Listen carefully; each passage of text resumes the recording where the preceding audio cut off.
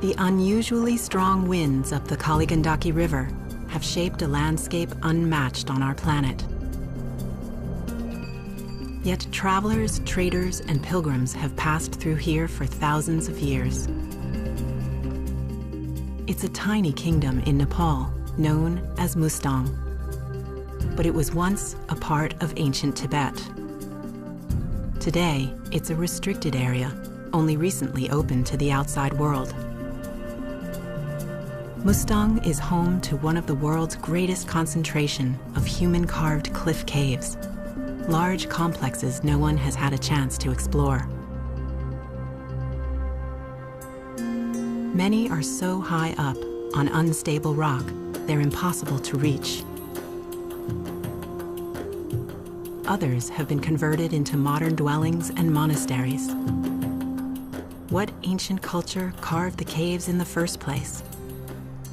And what mysteries do they hold? For a few adventurers, the cave cities beckon. They're among the last unexplored places on Earth. And some hold secret shrines adorned with priceless art. A tantalizing legend speaks of up to 9 sacred cave temples, called kabums, hidden throughout the kingdom. 2 have already been discovered, dated to the 14th century. But 7 are still missing. The search for Mustang's lost cave temples is the kind of quest adventurers dream of. For a select few, the dream has come to life.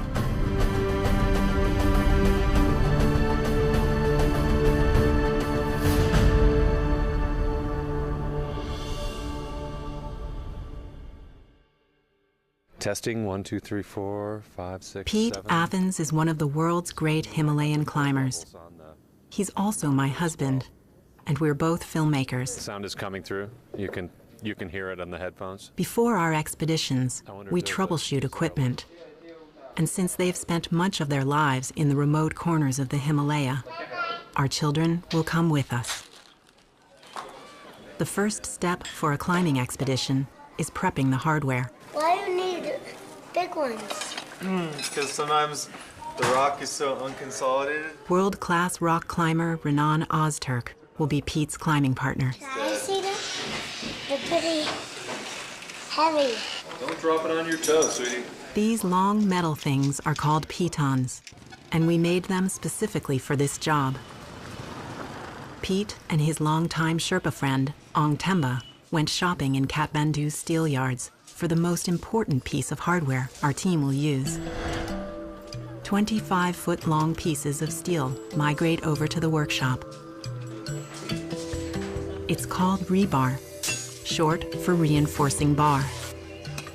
Pete's choice material for custom-made, hand-hewn anchors they'll pound into Mustang's sandy cliffs. This is the finished product right here. It looks a little bit homegrown, but they're incredibly strong. Is the kabum still intact? Before leaving Kathmandu, Pete meets with salt trader Hoser, who tells him of a secret kabum near his village in Upper Mustang. There are paintings and Chorten inside, or as far as he knows? Or what does he know? Yes. Artwork. There's artwork. Yeah, there is artwork. Interesting. Although Mustang's borders opened in 1991, they're still guarded by police. Pete's led over 20 climbing expeditions in Nepal, but this one's quite different. Our team holds the first permit ever granted to enter the caves of Upper Mustang. Sherpa Ong Temba will handle the logistics. We have 30 days, and yet there are thousands of caves. This is a license to step into the unknown. 24 loads filled with our tents, food, and fuel for a month are carried on the backs of 12 horses. The journey begins along the Kaligandaki River, a trade route thousands of years old, connecting the Himalayas with the rest of the world. Caves really aren't the typical destination for an Everest climber. I've been in Nepal for more than 26 years now. I've climbed Everest 7 times, and people know every inch of Everest. It's kind of like a formula for getting to the top of Everest. I could go back and climb Everest a dozen more times if I chose to, but what's that going to do for the people of Nepal? What's that going to do for the legacy that I leave in this place? This is really, in many ways, my greatest expedition. We research with the lamas, we research with the local herdsmen who have been around these areas, and for me, that's the purest form of exploration and adventure. We don't know what's there, but we want to go, see what's there. Pete will lead the climb, and I'll make the film. Our children, 4 years and 18 months old, most comfortable on our backs, are the youngest foreigners to come here. Renan's comfort zone is unstable vertical rock. We just gotta be careful of these big conglomerate chunks blowing off. That one in particular. Fairly solid though. Yeah, I think. A little bit of movement. There you go. We'll have to be careful though. This is a hands-on test of conglomerate, a blend of large river rock with pebbles and fine sedimentary sand. And our first close-up look at the quality of Mustang's rock. Worn away by wind and water, the outer layers peel off like skin over time. For the children, Mustang is an endless playground. We're taking the traditional 60-mile-long trek route, peppered with caves. Logistically in Mustang, it's very hard just to move your team from one place to the other. Oftentimes the climate works its way against you. You can have heavy snowfalls, you can have extreme high wind, plunging temperatures. All those things get in your way, and then once you get to the caves themselves, the entrances may be hundreds of feet above the ground. You have to find your way in through this crumbling rock with these very big cobblestones that threaten to drop onto your head. Pete and Renan spend their first day of exploring in an unexpected snowstorm. These are bad conditions for cave climbing. And after several hours, they retreat and give up for the day. Mustang this time of year, normally we'd be seeing a lot of arid country, some beautiful colors, maybe even a little bit of greenery here and there. Unfortunately, we see about 1 meter of snow on the ground, and that's going to have probably some implications respective to our getting into some of these caves. It also means traveling up to the higher villages is more arduous. Wiggle your toes, sweetie. Lean forward, that's a boy. Lean forward, that's it, sweetie. Just getting from village to village is taking about double the amount of time that normally it would take. 5 days into Mustang, and snow renders the climbing impossible. You know, when the cliffs start to get more saturated, unfortunately it doesn't hold the cobbles in nearly as well. So you might feel like all of a sudden you don't have the same purchase you had. Those steps are very slippery too. Bring him a big snowman over here.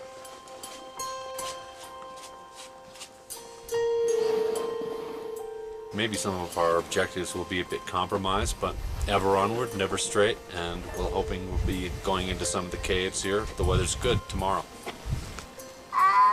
This could be a chair. Pete and Ong Temba find a local goat herder who knows of a cave that has wall paintings. On the corner, and then, just follow the edge. This is their first discovery, and remarkably, the cave's a walk-in. The forgotten site is across the river from a large village, but few know or even care of its existence. Ancient Tibetan texts are strewn about, and stunning paintings adorn the crumbling walls. We think they're from an era when artists were commissioned by wealthy patrons to paint murals on the walls of sacred places. But no one knows how old they are. This is high Tibetan art, black line drawings on fine white plaster, that's peeling from the walls. Pete finds a butter lamp inside the reliquary. It's called a chorten, a large receptacle for sacred objects.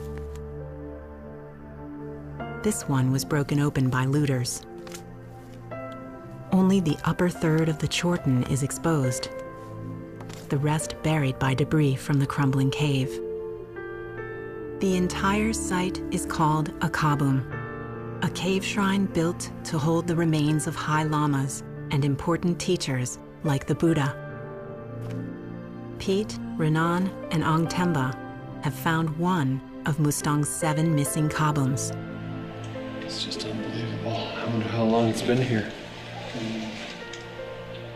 That there is only black, white, and red implies this kabum was never finished. These are initial drawings by a master artist.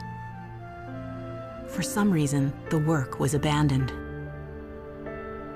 Yet people have used the cave for centuries.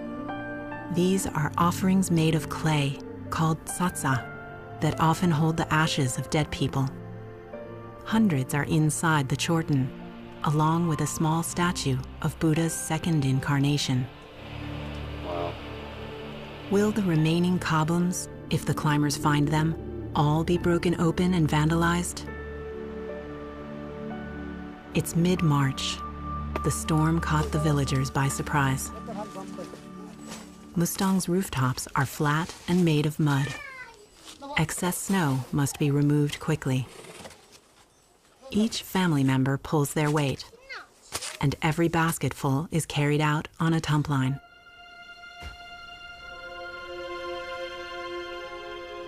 Chortens, hundreds of years old, stand tall against the ravages of winter.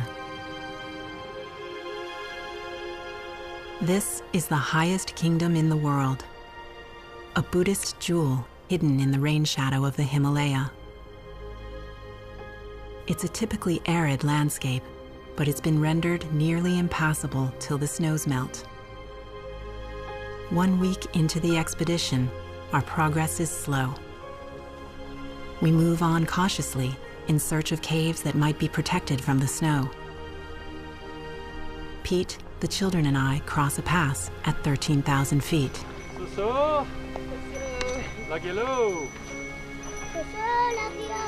And make offerings of a single stone each to the gods believed to reside here.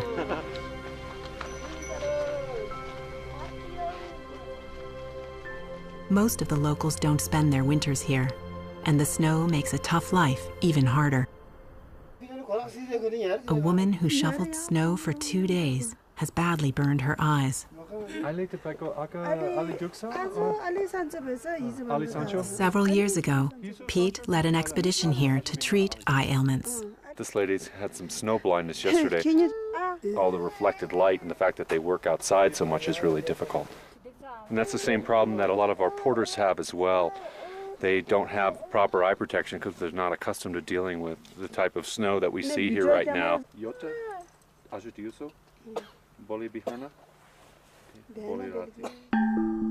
For the locals, the caves seem to have lost their allure. Many are believed to have been vandalized and rid of their contents over the ages.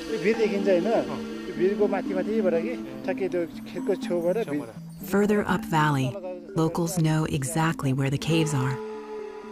But no one's bothered to look inside since anyone can remember. In this part of Mustang, there's no local history or even collective stories about why the caves are here. Pete and Renan follow the only trail out of town, till they have to forge their own route to the cliff dwellings, post-holing through knee-deep drifts. All the while, they're searching for the safest route into the caves. Doesn't look like we should go in from above. Looks a lot more dangerous. Experts believe no one has been inside these caves for centuries. The chief archaeologist from Nepal said they probably had not been visited by modern man or within, the last 600-700 years or more. There's no obvious entrance. Renan scouts a route to the nearest opening. Maybe just straight up. And the rocks flake off like cookies on a gingerbread house. Pete radios camp for the necessary tools. Hello, Angtemba, do you read? Copy. We're going to need the drill kit and some of the rebar pitons. Copy that.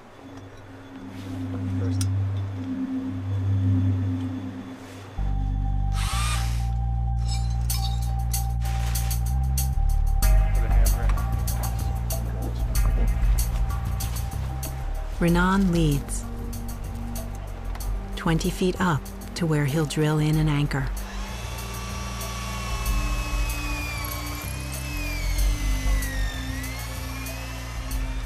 But the rock seems surprisingly solid.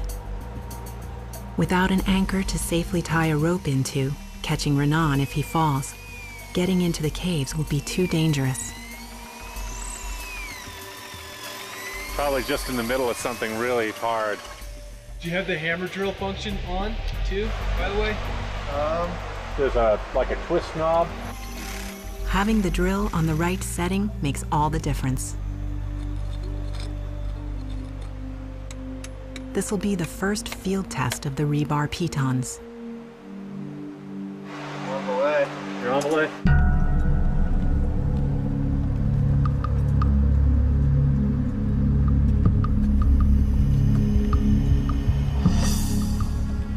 It's a slow but thoughtful process. There's only one piton, what the climbers call protection, to stop Renan if he falls. Pete belays him from below, paying out the rope as necessary. He'll lock it down if Renan falls. Getting up into Samar, I was above my protection. So if I would have fallen, I would have come close to hitting the ground. I was just hanging on by my hands and feet, and my hands were starting to get pumped, and the blood would rush in, and that would be the point where we'd have to make a move forward or fall.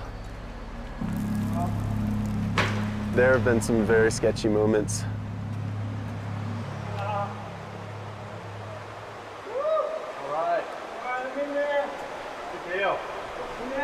First glance, it's a huge complex with many connecting rooms. Pete clips in with a mechanical ascender that locks when you pull down on it.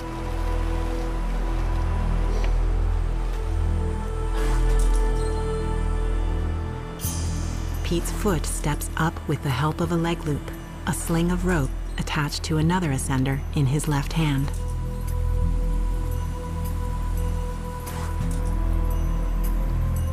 Everything's connected in here.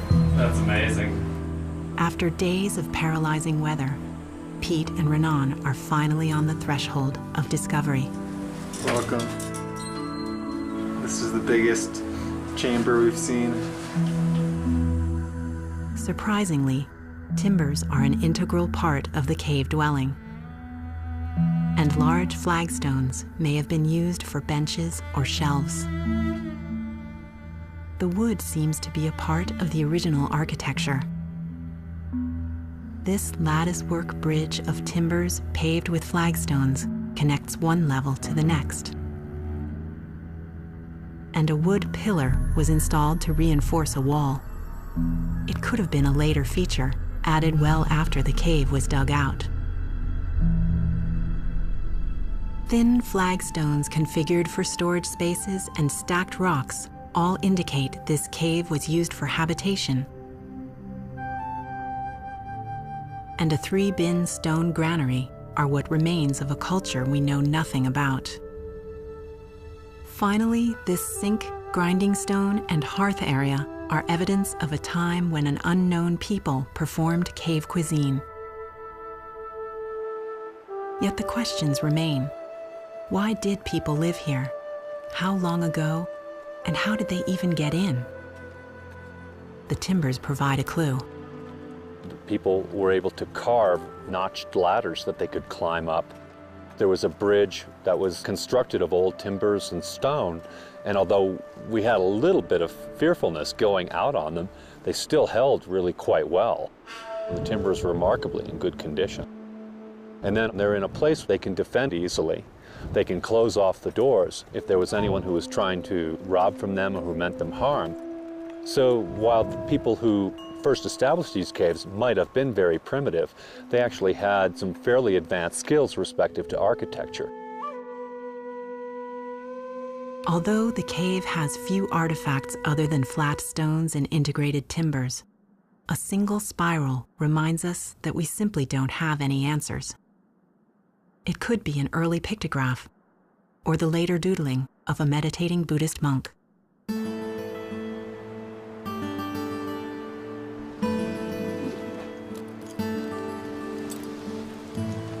Renan pulls the single piton, leaving behind no trace that modern man has climbed into Mustang's mysterious past. Pete and Renan have been an advance team for a larger group of scholars who arrive halfway through the expedition. A local man was sent ahead with a video camera to find a hidden kabum. It's accessible, but so sacred, only locals should enter the cave. Here to assess the art found in the caves is Italian art conservator Luigi Fieni. Incredible. Look at the details of the carvings. They're looking at the first ever footage of one more kabum, lost in the cliffs of Mustang. It's proof that the legend of hidden cave shrines is true. The expedition has now uncovered 2. 5 remain. Really nice. Yes. Nepal's former chief archaeologist, Sukrasagar Shrestha, has always believed the caves of Upper Mustang would be beyond his reach. Brott Coburn, an author and friend of ours, knows Upper Mustang perhaps more than any other Westerner.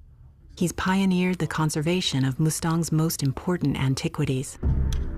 This is not an easy place to work, I can tell you. The dust is just incessant, and the wind is constant. For the people who lived here, it was harsh, but it's also harsh for the Nepalese scholars who have averred opportunities until now to come up and study these cave cultures. The Department of Archaeology only has 2 qualified high mountain archaeologists, and we've recruited them for this expedition. Locals believe their ancestors carved out the caves. The only dates we have are from an archaeological dig in Lower Mustang in the 1990s that found human remains in a cave that are nearly 2,500 years old. Since then, no one has been allowed to do further research. Sukrasagar was on that dig, in a region much more accessible and not at the high altitudes of Upper Mustang. This is the first time archaeologists have entered the caves of Mustang's forbidden zone. Yet another cave temple is found. For 10 years, Luigi Fieni has restored Mustang's oldest art inside 15th century monasteries. He believes the paintings on this cave wall are even older and in a style unlike any he's seen in the region. This really look like Indian. Mm-hmm. They're very fluid. They're very, you know, very moving. They're not rigid like a lot of the paintings that we've seen. Nagarjuna, a saint from the 2nd century, passing on the word of the Buddha to his disciples. Here you have a 3-dimensional rendering. You have the white for the highlights, and you have darker line for the shade. Yeah, so they really wanted to give a 3-dimensional impact. The word kabum hints at the significance of these sacred cave temples. Bum means receptacle, and ka means the teaching of the Buddha. The local people feel that these kabum, although they were created millennia ago, still have ritual significance for them. Worshipping them, making offerings to them, pilgrimage to them in some cases, can affect the productivity of their crops or the fertility of their families and the richness and the productivity of their land and their local wealth.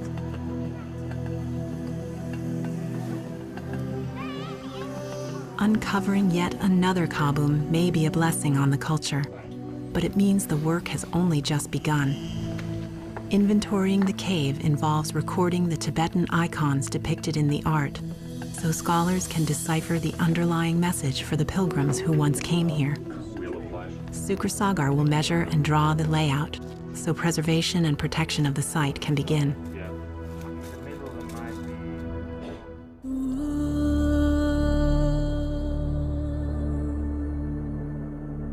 It's possible 4 more Kabums could be out there somewhere, waiting to be discovered.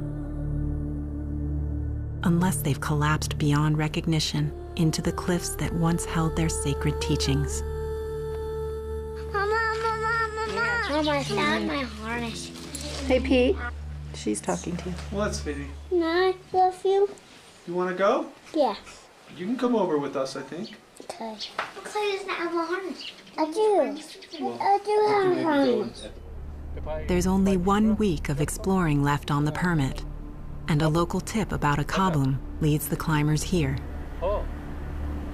We have been told that there might be a cave Chorten, there might be scripture, there might be artwork. He's saying that people say that the Kabum is inside this wall here. Well, how many of these do you think we need? 3, 4 more?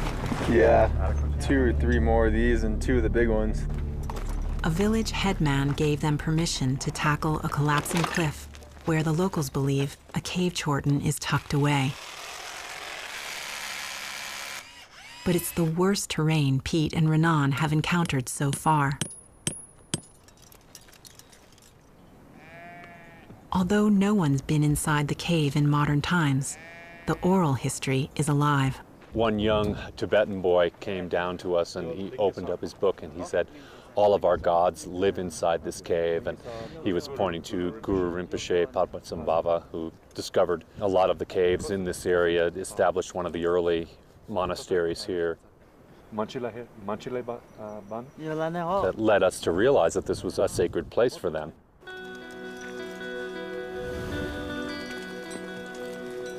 Curiosity is what drives all exploration, but it comes with risks. The type of climbing that we're doing in Mustang is something that no sane climber would want to do.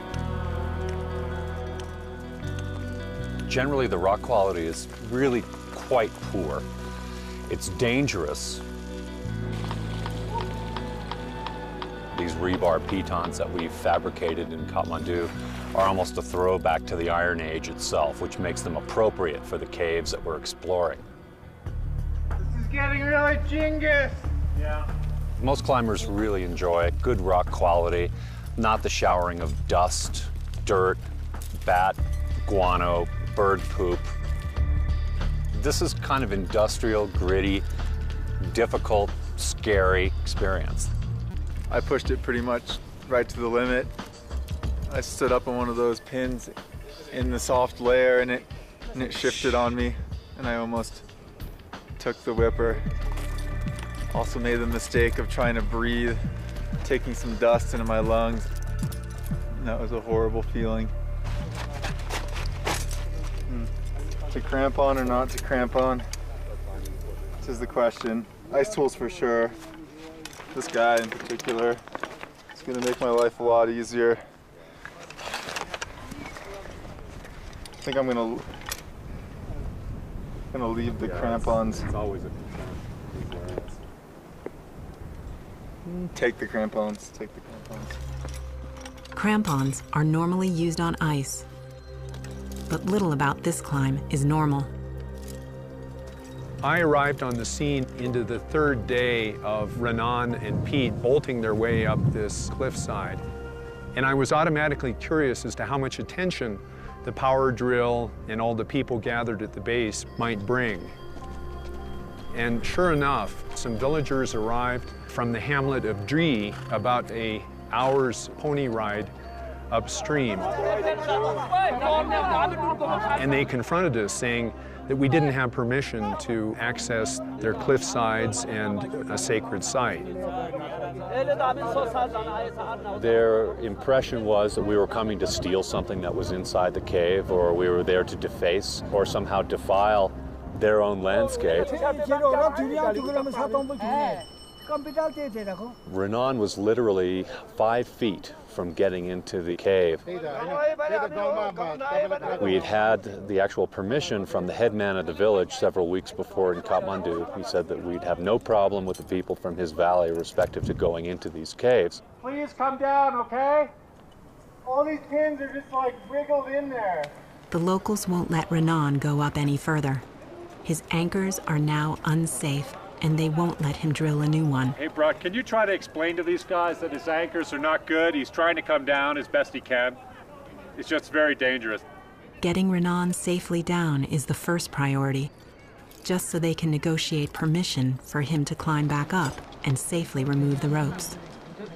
His life was at stake in this process. He had to go up in order to secure an anchor in order to safely descend and clean the route. As Brock tries to negotiate, it's clear the villagers have another agenda. Just to remove their gear from the route, the team will have to pay. They want money, basically, and that's it. Oh, I think close to $1,000 was the first asking price. We were very upset with them because we felt like it was extortion.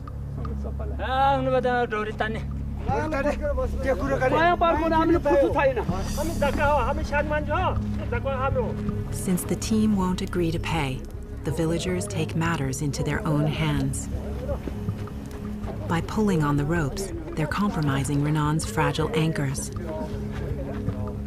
And then the men pile up kindling to burn the climber's ropes. Renan is forced to bring the ropes down without placing a safe anchor. They had kind of played this card of, this is our heritage, this is our divinity, this is our God who lives in this cave, but all it boiled down to was they wanted money. We kind of lost our enthusiasm for dealing with them. We were ready to pull our ropes at that time. The price then plummeted to a pretty insignificant amount, actually. Before you clean anything, I think we're working something out here. Everyone's curiosity is now piqued. What's inside the cave? The villagers are convinced it's a kabum. Am I coming down or going up? Going up. I was worried about Renan, and we wanted to get him down safely, so we ended up paying them, which sets a bad precedent.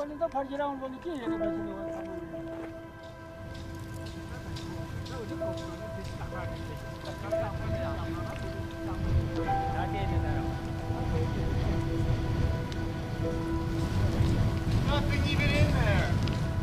Drill as much as you need to make it safe, Renan.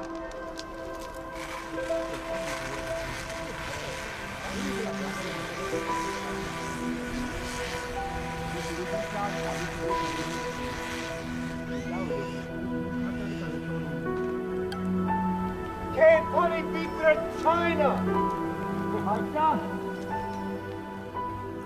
There was nothing. It was an empty hole.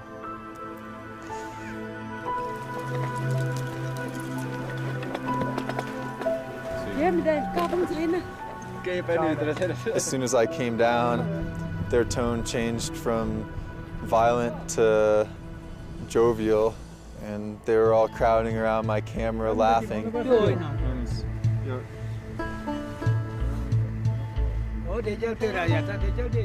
Nepal is a very romantic place for me. I constantly have spiritual experiences here in the mountains. The fact that these people took it upon themselves to act in that way was very de-romanticizing. Looking at it from the villagers' point of view, the Dree villagers are jealous of the Tsarang villagers and the villagers of Lomantang, where the Raja, the king of Mustang, lives, because the Raja and the Tsarang people have all been the beneficiaries of tremendous amounts of development aid and also tourism. The Dree villagers want to see a part of that action, so that was their way of shaking down the foreigners for some money. And also at the same time, they're right. Who are the outsiders who come to look at their monuments? What right did we have to look at a sacred monument that affects their livelihood, or at least they believe it does? But there's an interesting nexus there between the sacred and the profane. Ultimately, the villagers did want to settle for money. What does that say? Was money more important than the sacredness of a monument that might have been within that cave? I don't know. It appears that way.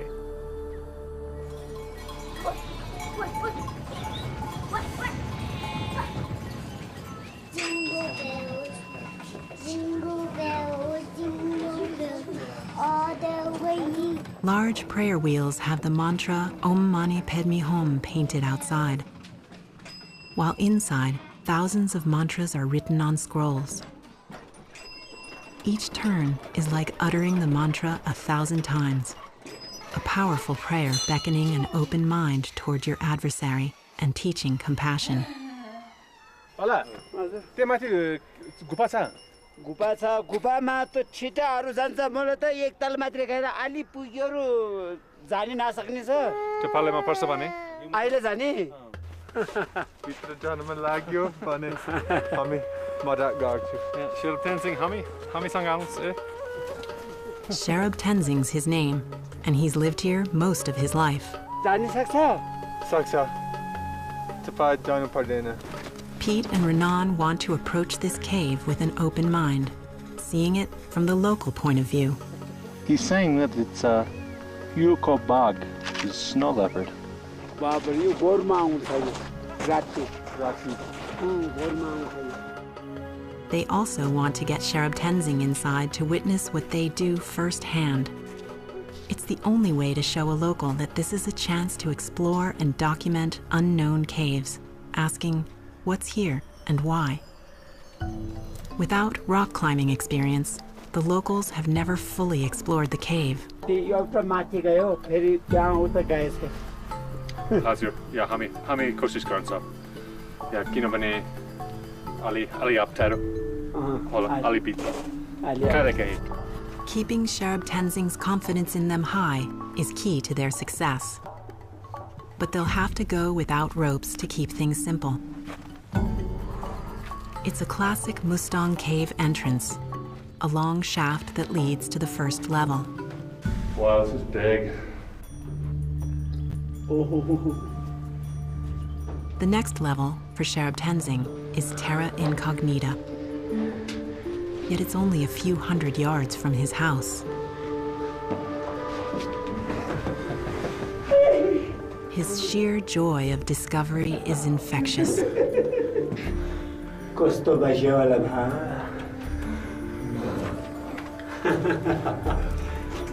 कति राम्रो छ अरु छ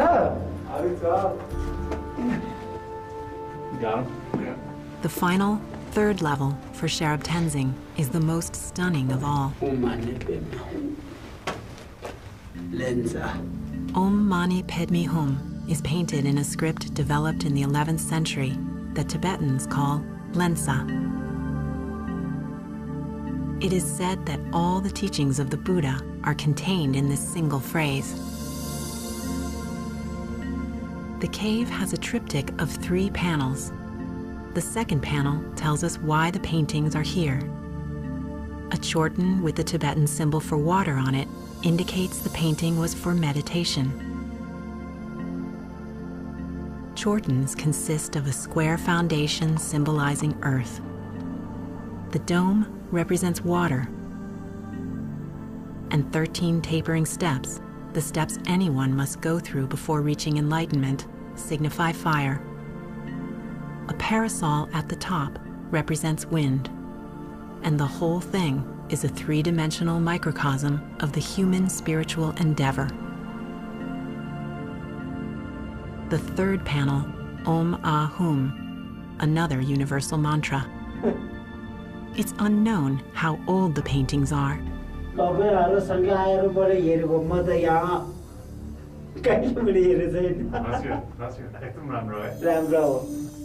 This cave appears to have been a meditation retreat, intentionally difficult to reach. Incredible. The lives and purpose of the ancients will remain a mystery until the team can return with permission to excavate. They've learned a valuable lesson. Every cave they enter must be in partnership with the people of Mustang. Our permit expires in 3 days, but hundreds of caves remain. Brott chooses one with a permanent resident. The current goat herder has been there for 27 years, and he said that he's not aware that anyone has visited the upper cave holes of this settlement. It's a cave city called Marjong, and locals say it's haunted. Legend tells the story of 2 warring lamas who fought black magic battles here.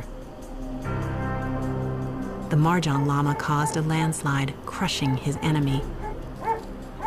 For safety, Sukar Sagar is the only Nepali who will go inside. No one wants to spend too much time here. The cliff drops off 200 feet. Pete belays Renan through a window.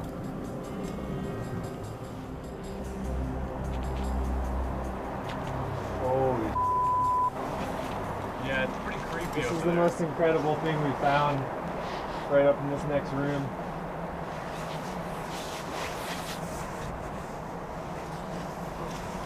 It's also hard to commit to the move. There's some incredible things in this next room, Pete. Really? Truly incredible. What do you see? I see this like figure of a dancing Buddha character in like a whole like temple room. A little bit more. Pete carefully feeds out rope. A little bit more. Good. Oh my God. Okay, a little more. A giant cathedral room with rooms off of it filled with texts, piles of texts. Oh my God. Renan's crawled into an ancient library. Thousands of hand-inked folios, centuries old. To date them will require finding a scholar who can translate this archaic Tibetan script. The question is whether they are holy texts from the Buddhist era, which dates back to the 8th century, or earlier historic texts about a pre-Buddhist world we know little about. It's clear the team will need to return, fully document, and ultimately rescue the texts from the crumbling cave. If we get permission to work, this will be the greatest contribution for the Mustang people. It will be a monumental job to sort through, collate, photograph, and then make sense of the manuscripts. Why are they here, in a disintegrating cave in the remote Himalaya? In the next room, a wall painting of Vajravarai, a tantric deity, surrounded by 4 attendant Buddhist gods. This area has been completely overlooked. This is a treasure trove of historical information, of art, a remarkable repository. So much information about Nepal, so much information about Tibet and all the Himalayan states could be in any one of these caves, and it has not been discovered, and it's lying there waiting for someone to go in, find a way in, and document it. Without permission to remove anything, the team has photographed what they can of the texts. They'll measure each cell to determine how quickly the cave city is eroding. This was 23.5 from the ground up to where he was. Pete and Renan know it's only a matter of time before all of this crumbles into oblivion. There's only time to explore one more cave. First, we'll pick up art conservator Luigi Fieni. The caves are not the only threatened relics of the past. Mustang's monasteries have suffered years of neglect. The people, they forgot about this monastery. They had stopped worshipping and performing ceremonies here. Luigi is heading up the restoration of Mustang's highest art. I was shocked the first time I stepped into this Gompa because the conditions of preservation were so bad that it was really a question mark. How am I going to deal with this? It's been now 8 years that I've been working in a project like this, and it's what I consider the work of my life. The secret to Luigi's success has been involving Mustang's people in the process. We had to train the people how to match the colors, how to reconstruct missing parts. So it was really an artistic sensibility that you had to put in the head of people who were farming. And I assure you it was a big challenge. But once I see the result, I'm happy of what they achieved. This is pure Tibetan art from the 15th century. Every square inch is filled with motifs and symbolic designs. Gods are depicted on a precise iconometric template called a mandala, which is a microcosm of the universe, a meditation tool for the believer to achieve oneness with the world. This mandala is of Mahakala, the Black One, a great protector of the Tibetan Buddhist faith. The ring of fire surrounding his head may suggest his ability to triumph over hatred and violence. Simply seeing this mandala helps one feel compassion for other beings.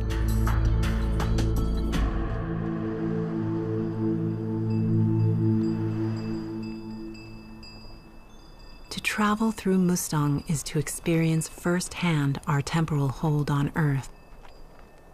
The landscape has been dissolving for millions of years, providing a valuable teaching for those who spend time here. The lesson of impermanence. It's a basic Tibetan lesson. We are born, we live our lives, we die, and we are reborn. It's that birth, death, and rebirth that you see palpably in action here in Upper Mustang. It's almost as if that cycle is the only permanent feature of this landscape. A landscape affected primarily by impermanence, by erosion, and by change and evolution. With only a day left on our permit, we reach a hidden pinnacle at 14,000 feet. We've come here on a tip from a local shepherd who claims he saw art inside a cave here. It's been abandoned for hundreds of years, but he found it when he ducked into the cave to get out of a rainstorm. That was 10 years ago. The cliffs have since eroded. The only way in is to rappel down from above. They're masterpieces that stun even Luigi, Brat, and Pete, the most experienced of Himalayan explorers. A 26-foot-long mural depicts individual tableaus of Mahasiddhas, great historical Buddhist teachers. There are 55 tableaus in all. We're not the only ones who've found this cave. On the floor are the telltale pug marks of a snow leopard. It was sort of emotional in a way because it's as if the snow leopard had adopted the place as its own. The snow leopard was the last caretaker or guardian for this beautiful gallery of art. There's no evidence of anyone having entered the caves. There was no sign of vandalism. We were the first foreigners to ever enter this cave gallery. Open to the elements, the priceless paintings are remarkably intact. Yet the pigments are flaking off and have become dull and blackened from exposure to natural light. Each panel is unique, representing an individual Mahasiddha and his attendant. They were yogis from all across the Himalaya, known for their magical powers. Some could even fly. It's very surprising to be in this high desert, very Tibetan landscape, and to be seeing what is almost a tropical scene. The yogis' billowing pants and palm trees tell a story about the spread of Buddhism from the Indian subcontinent up onto the Tibetan plateau. I love these two scenes. You still have most of their colors. Even the way, look here, animals out of space as if it's flying. And you have here the same with a monkey out of the tree, just floating in the air. So we can guess that these are very ancient because they still didn't develop the concept of architecture. Here we have another deer maybe. Probably they wanted to represent the animals they saw here. I'm not sure about the monkey, but this is also unusual. These red lines have been drawn, painted just to separate the single scenes. And you can see the monkey is just using the separatory line as if it was a tree. Under each panel is an inscription in ancient Tibetan. They will need to be translated by a scholar who can help solve the mystery of why this masterpiece was painted here, how long ago, and for whom. Luigi photographs each panel and its inscription so the work can be carried out digitally later. He'll also do a virtual cleaning to show the world what these masterpieces must have looked like in their prime. He's sure they're from at least the 14th century, predating all the monastic structures of Upper Mustang. They were probably painted in a time when caves like this were the sought-after places Buddhists came to for teachings. Today, the age-old treasure is a teaching about the impermanence of life and fragile art in this crumbling landscape.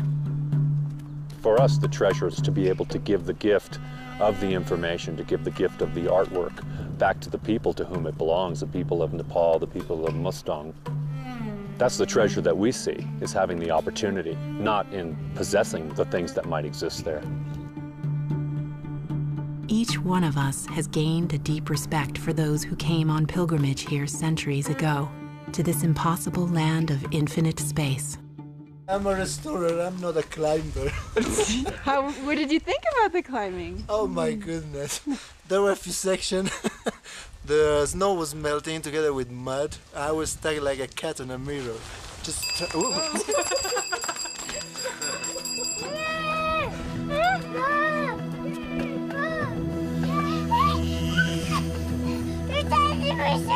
It's our last day of exploration, and Mustang's youngest expeditioners will begin the long journey back down to modern life. How are you guys? Oh, Daddy missed you guys. Of the hundreds of cave complexes in the Kingdom of Mustang, in 1 month we accessed, explored, and inventoried only 10. We intend to come back because we can only imagine what might still be held inside the countless remaining caves. Somewhere inside these sacred cliffs, where the spiritual is more permanent than the material, lies yet another cave temple, waiting to pass on its ageless teaching to those who come here.